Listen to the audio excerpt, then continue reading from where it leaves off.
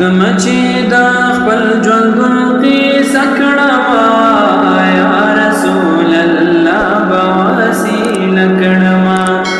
یا رسول الله به وسیله کړمه راشي چې سختۍ د ځان قدر بما ګور بشي دا کور کلی وطن بما خور بشي دا سر ململ